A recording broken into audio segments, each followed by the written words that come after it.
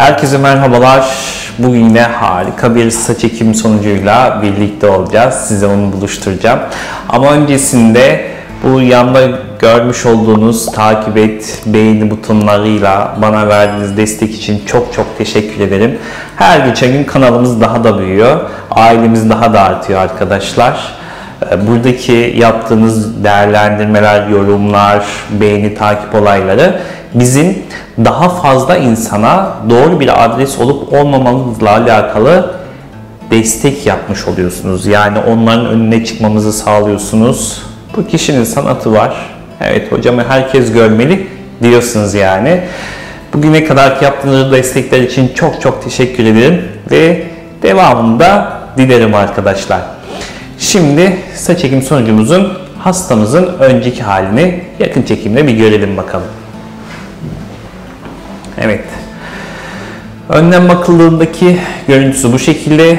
Hafif üstten bakıyoruz. Güzelce ortaya kadar böyle geçmiş bir boşluğu var. Biz tabii ki birazcık daha şöyle 1 santim kadar daha dökülebilme ihtimali olmasından dolayı içerilere giriyoruz. Buraları güzel bir altın oranlı pırlanta tasarımımızla birlikte bu alanı saçlandırdık. Yanlardan görüntüsü bu şekilde. Önden bu şekilde bir ifadesi vardı. Şimdi ona bir saç ekimi dokunuşu yaptık. Bir İbrahim Erayhan sanatı konuşturduk. Beğenilerinize sunuyorum. Hadi izleyelim bakalım.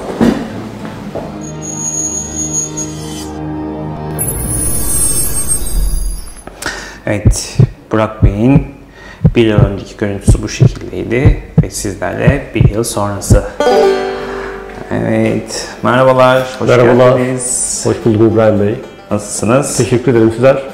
Ben de çok iyiyim. Hatta seni bu şekilde bir durumda gördüğüm için şu anda inanılmaz mutluyum. Çünkü çok doğal bir sonucumuz arkadaşlar. Şimdi yine her zaman yaptığımız gibi göstereceğiz ama önceki halini görüyoruz ve şimdiki hali perfect diyoruz. Yakın çekimle Burak'cığım, şimdi yakın çekimlerde saç ekimi merak edenler, hocamın doğal ön hat tasarım dediği olay nedir, ne değildir? Şöyle bir onlara bu işteki tecrübe dediğimiz tasarım diyoruz, sanat diyoruz, İbrahim Erayhan saç ekim sanatı diyoruz. Nedir? Onu gösterelim. Bu şekilde yakın çekimlerle şeffaf bir şekilde sizlere bütün detayları anlatıyorum arkadaşlar.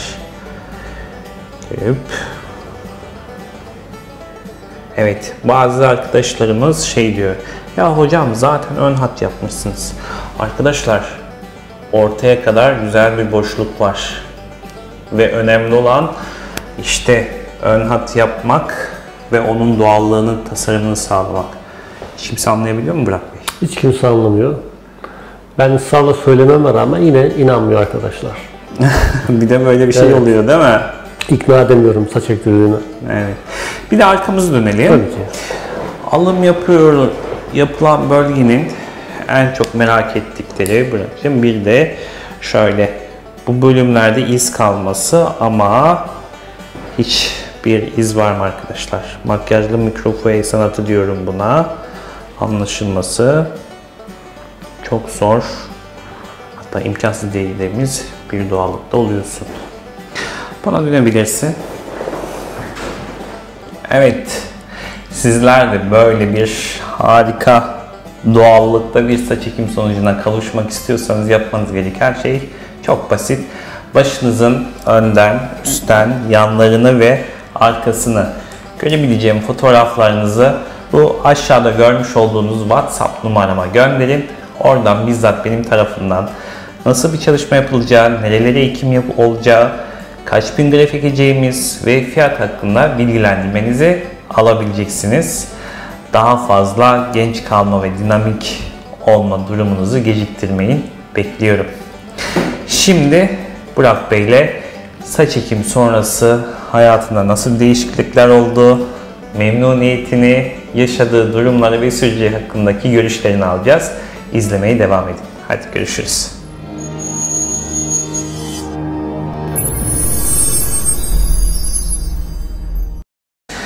Tekrardan hoş geldin Burak. Hoş buldum. Nasılsın? Teşekkür ederim. Sen nasılsınız? Valla bizler seni görünce böyle çok daha iyi oldum. Çünkü iyi olmamak elde değil. Hastan gelmiş. Harikulade bir seviyede 10 numara bir doğallığı var. O yüzden çok mutluyum seni bu şekilde gördüğüm için. Ben de her aynaya baktığımda bu mutluluğu hissediyorum. Paylaşıyorum sizlerle. Evet. Yani gerçekten çok iyi bir sonuçlarından bir tanesi. Önceki halimizi hatırladığımızda bu şekilde bir saçsız alanımız vardı. Karizmamız varmış ama şu anda tabii daha da bir dokunuşla daha bir üst seviyeye atlatmışız biz bunu. Öncesi sonrasını görünce haliyle yani açıkçası görmek daha istemiyorum bunları.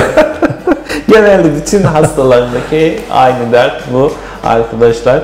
Hocam bu ben miyim? Hadi ya ben böyle miymişim? Sende de şu anda oldu haliyle. Evet. Yapmanız gereken çok basit arkadaşlar. Kendinizle alakalı nasıl bir saç ekimi sonucu olur merak mı ediyorsunuz? Şunu yapın. Başınızın önden, üstten, yanlarını ve arkasını bu gördüğünüz aşağıdaki WhatsApp numarama fotoğraflarınızı gönderin. Bizzat benim tarafından nasıl bir çalışma yapılacağı, hangi bölgelere ekim olacağı ve fiyatımız ne olacağı hakkında bilgilendireyim size. Ve bunu ücretsiz alacaksınız. Sadece yapmanız gereken tek şey birazcık sabretmeniz. Çünkü çok teşekkür ederim hepinize. Çok güzel müracaatlar, başvurular var. Yetişmekte biraz zaman oluyor, yorucu oluyor benim adıma da. Bizzat ben de sizlere ne olacağını benim ağzımdan, benim kelimelerimle almanız için özveriyle hepinize dönmeye çalışıyorum. Bazen bir gün, bazen 2 gün alabiliyor. O yüzden mutlaka ama mutlaka döneceğimi bilin. Bazen geç kalan ya da işi acele olan varsa da bir hatırlatma mesajı, hocam bekliyoruz ama diyebilirsiniz. Hiç sakıncası yoktur.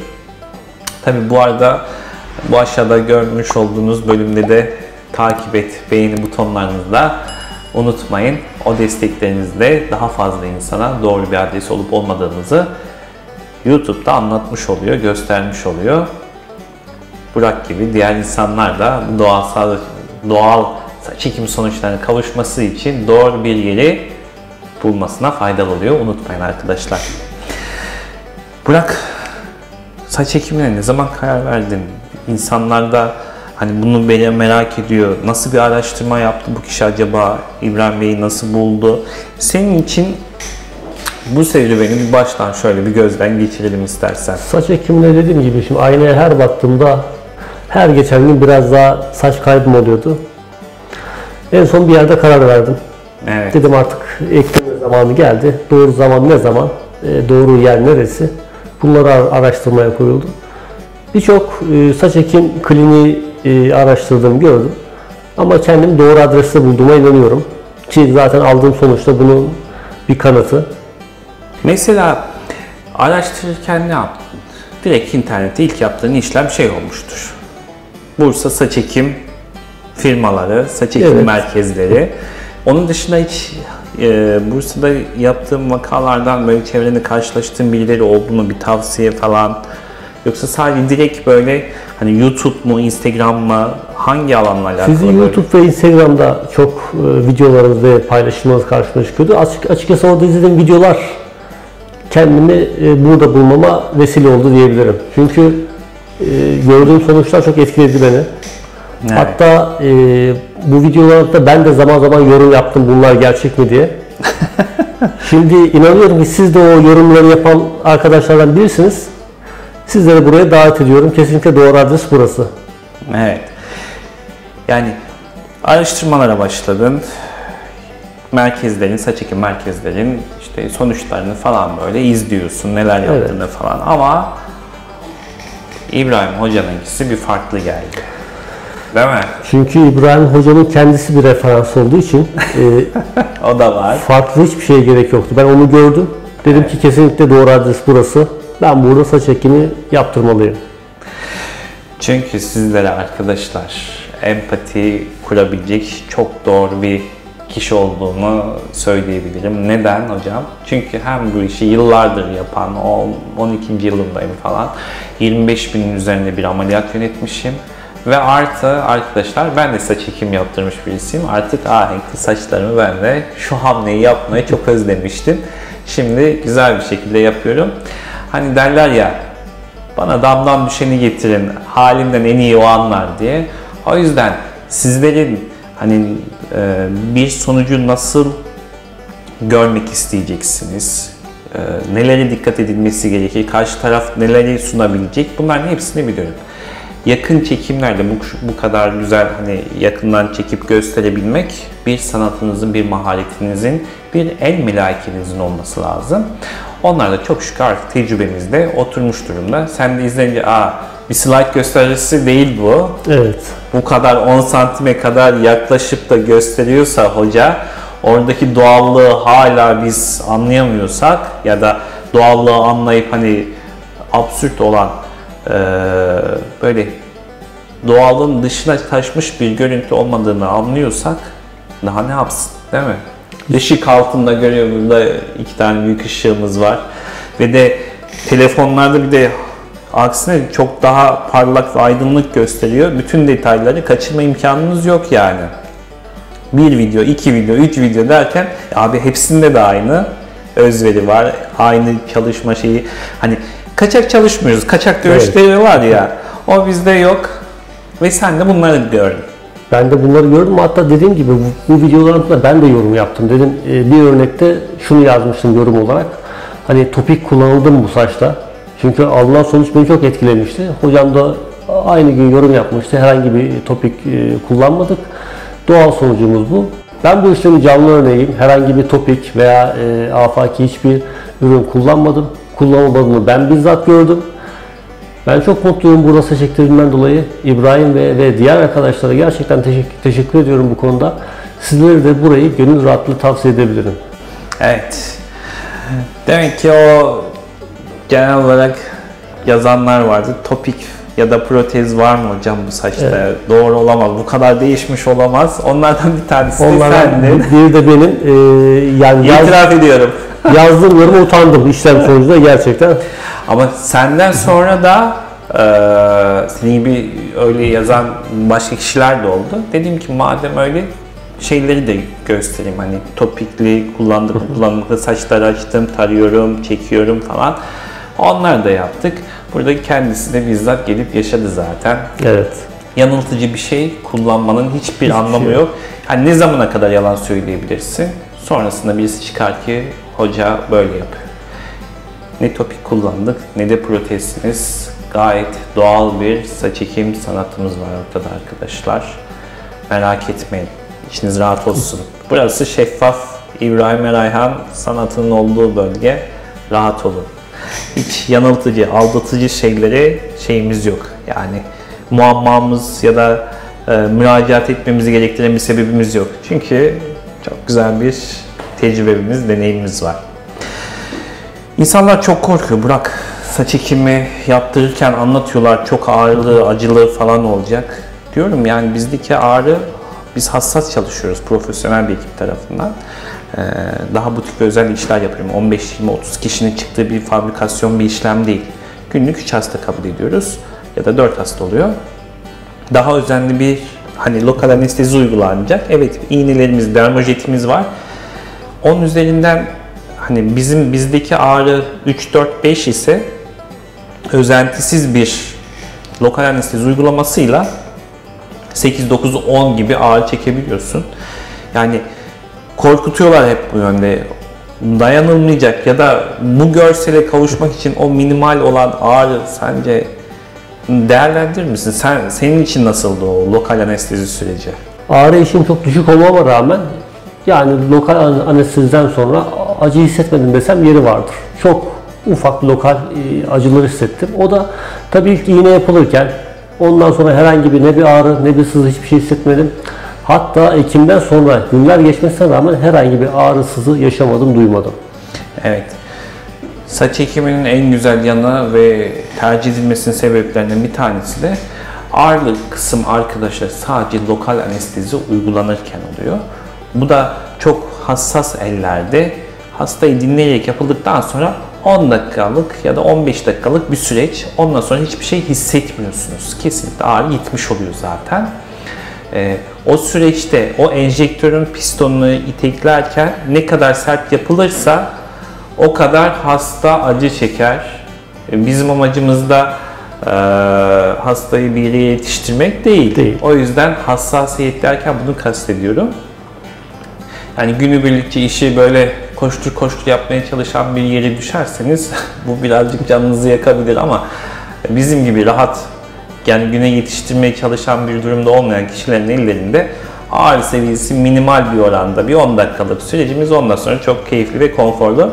İşin en güzel tarafı da iyileşme döneminde post-op dönem dediğimiz o tabloda hiçbir ağrısızı olmadan 10 günlük süreci tamamlayıp iyileşmiş olmak. Evet. Ondan sonrası zaten tamamen normal bir hayata döndük. Hiçbir sıkıntımız kalmadı. 10 gün sonrasında kabukları döktükten sonra ki görüntüdeki şey nasıldı? Yani o muhteşem bir hissi gerçekten ben onu tarif edemem. Yani kendimi o aynada ilk gördüğümde Kabuklar dökülmez sonrası değil mi? bütün her şey değdi dedim. O 10 gün evet. hiç gözüne artık gelmedi. Hiç gelmedi. Buradaki tek zorluk 10 gün kendinizi işte eve kapatıyorsunuz. Tek çektiğim zorluk buydu. Evet. Yani görmemek isteyenler için evet olabilir. Yani. Bazen bunu tercih edebiliyorlar.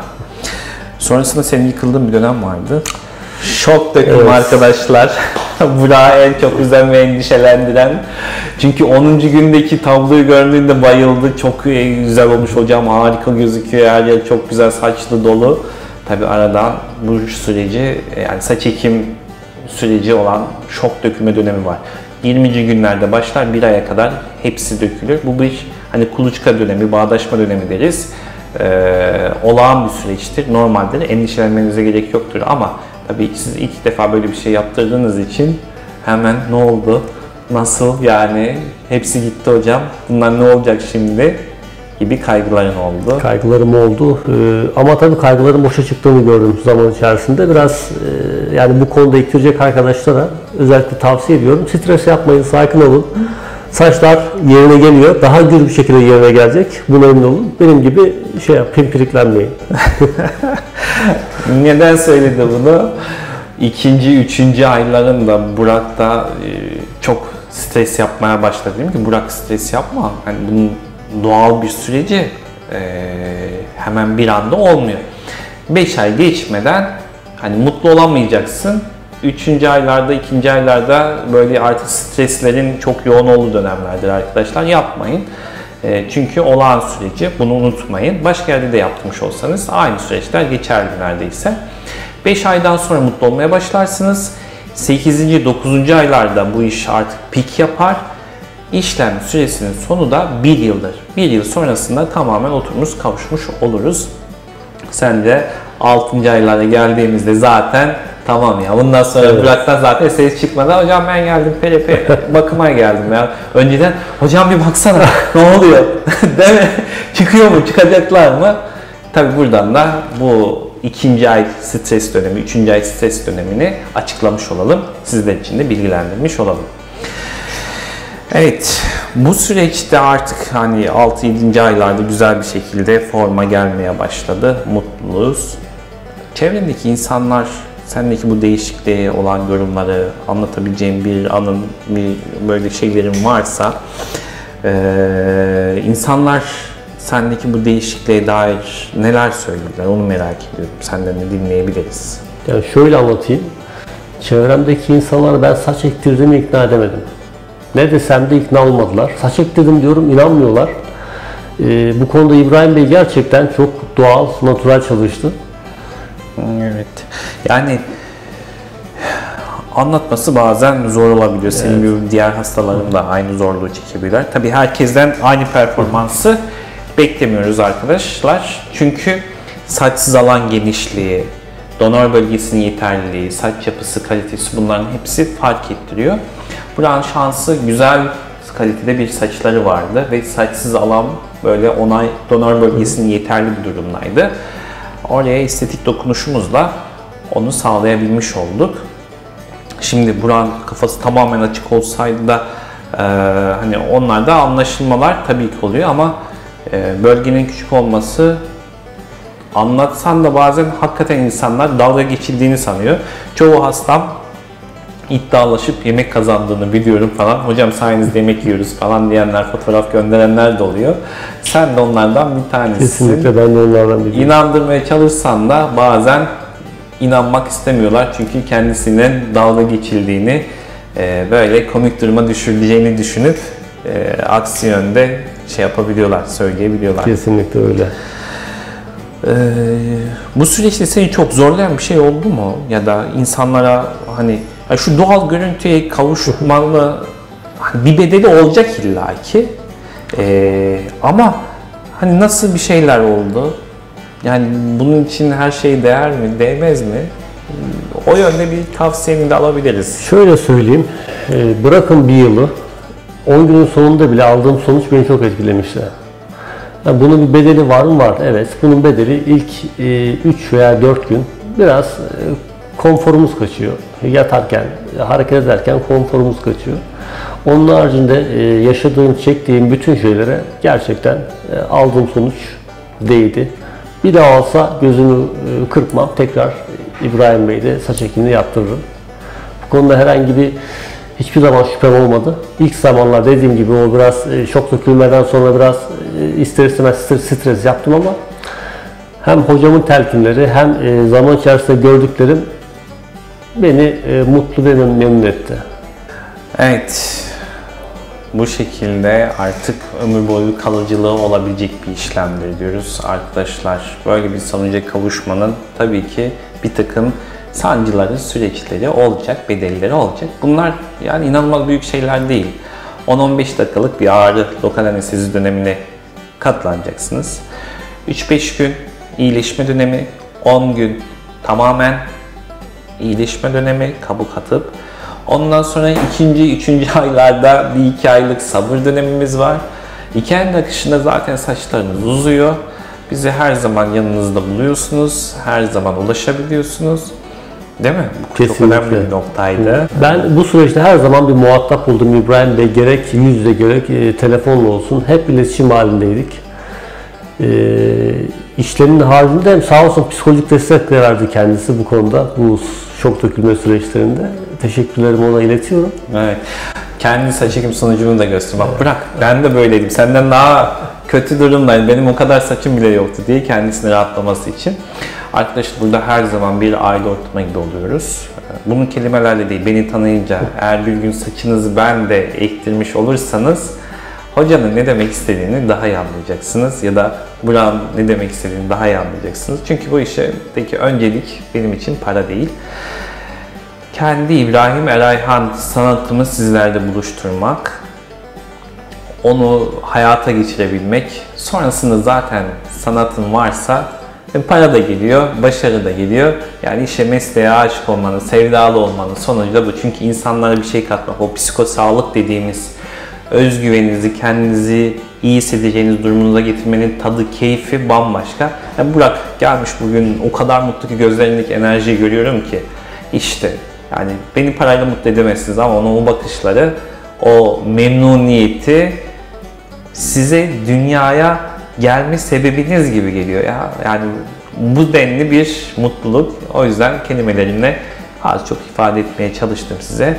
İşi sevmek, ayrıcalık. Sonrasında da böyle tatlı güzel şeyler geliyor. Her zaman muhatap oldum. Burada oturduk, yeni geldik, çay içtik, kahve içtik. Her defasında bana ulaşabildin. Gerek hastanemize gelerek, gerekse telefonla sormanız gereken bir şeyler olduğunda hiçbir zaman diyalogsuz kalmadım. Kaldırmıyorum. Kendime nasıl bir iletişim kurmasını istiyorsam sizlerle de onları sağlıyorum arkadaşlar. Evet, Burak'la daha çok konuşacağımız çok şey var ama bitmez arkadaşlar. Diğer videolara da saklayın ben. Burak'a geldiği için çok teşekkür edelim. Ben teşekkür ederim. Sadece benim için değil, birçok insan için faydalı olacak bir video bu. Çünkü yani binlerce kişi doğal bir saç ekim sonucunu bulabileceği yerler arıyor. çok güzel işler yapan arkadaşlarım var. Hepsini buradan canı gönülden tebrik ediyorum. Selamlar olsun. Çünkü Türkiye olarak dünyada lider bir konumdayız saç ekiminde. Çok başarılı arkadaşlarım var. Umarım onlarda da güzel işlemler gerçekleştirirsiniz. Herkesin saçını ekemem zaten. Öyle bir iddiam yok. Bizi zaten spesifik arayıp bulanlar geliyor. Çünkü ben reklam vermiyorum arkadaşlar. Sadece çalışmalarımızı izleyin diye videolarla böyle koyuyorum. Onu da anlayın, görün diye. Bu işi sanat olarak arayan obsesif karakterler genelde zaten beni buluyorlar. Çalışmalarımı alıyorlar. Yani şuna dikkat edin. Hastane içerisinde yapılması, herhangi başınıza gelişebilecek bir olay olduğunda yani size yardımcı olabilecek hekimlerin, doktorların o bölümde olması çok önemli. Profesyonel bir ekip mi? Bu çok önemli. Staff kadroları var mı? Bunlara dikkat edin. İşlemlerdeki tecrübeliyim herkes söyler, dil kolay söyler ama dikkat edin arkadaşlar. Yani cerrahi işlemlerde, sağlık olaylarında %100 garanti diye bir şey yoktur. Çünkü Rabbimizin yarattığı vücudun garantisine dair bir şey söylememiz çok doğru bulmuyorum. O yüzden etik bulmadığım için de söylemiyorum. Saç ekiminde başarı %90-95 kaçınılmazdır deriz. Herhangi bir hastalığı olmayan dokuda. Ama %5, %10 oranında olumsuzluklar yaşanma ihtimalini lütfen unutmayın. O yüzden bu yazıcıdan bir fotoğraf çıktısı almak gibi değil ya da torna tezgahından ya da CNC tezgahından bir metal işletmek gibi değil. O yüzden belli oranda risklerin olabileceğini hiçbir zaman unutmayın. Gelip senle de bu muhabbeti bize tattırdığın için çok teşekkür ediyorum. Katkılarından dolayı umarım ömür boyu kullandığın hiç böyle dökülmeyecek saçların olarak kalmaya devam ederler. Umarım inşallah. Ben dediğim gibi tekrardan İbrahim Bey'e çok teşekkür ediyorum. Ne demek? Bana bu duyguları yaşattığı için minnettarım. Ne demek? O da bizim görevimiz. Umarım beğendiğiniz, severek izlediğiniz bir video olmuştur. Herkese hayal ettiği saçlarına kavuşmasını diliyorum. Sağlıkla kalın, hoşça kalın.